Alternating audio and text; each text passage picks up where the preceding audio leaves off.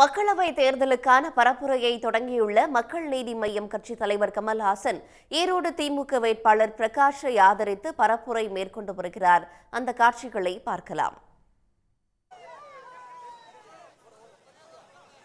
எல்லோரும் சமம் என்று சொல்லும் அரசா அல்லது மதத்தை வைத்து நாட்டை பிளக்கும் அரசா, எது வேண்டும்? எனக்கு தெரியும், உங்களுக்கு தெரியப்படுத்தணும். அதுக்காக நான் இங்க வந்திருக்கேன். மதமும் அரசியலையும் ஒன்னா போட்டு பிணைஞ்சு கலவை செய்த எந்த நாடும் உருப்பட்டதாக சரித்திரம் கிடையாது. இது உலகம் சொல்லும் சரித்திரம், நான் சொல்லலைங்க.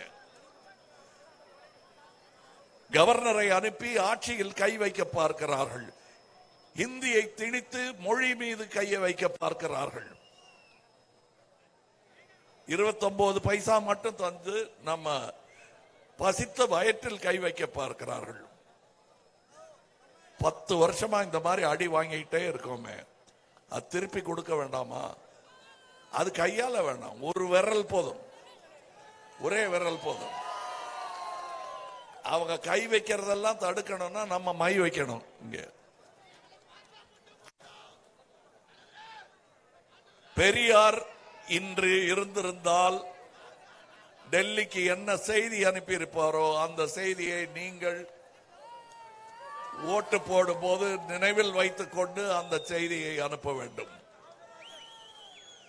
திமுக வேட்பாளர் திரு கே.இ. பிரகாஷ் ஈரோடை மேம்படுத்த பல கனவுகளை வைத்திருக்கிறார்.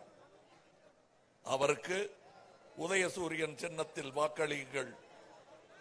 அதுவும் மிகப்பெரிய வாக்கு வித்தியாசத்தில் நீங்கள் அவரை ஜெயிக்க வைக்க வேண்டும். என்ன திடீர்னு வந்து இப்படி திடீர்னு கேட்கல, நான் கேட்ட போதெல்லாம் நீங்கள் ஜெயிக்க வைத்திருக்கிறீர்கள். அதற்கு திரு ஈ.வி.கே. இளங்கோவன் அவர்கள் சாட்சி. அடுத்து நான் இங்கே வரும்போது சாட்சி சொல்ல வேண்டும். அது உங்களால் முடியும். உங்கள் குரல் பாராளுமன்றத்தில் கேட்க வேண்டும். அப்படி கேட்டால் அது என் குரல் கேட்டது போல். நாளை நமதே. வணக்கம்.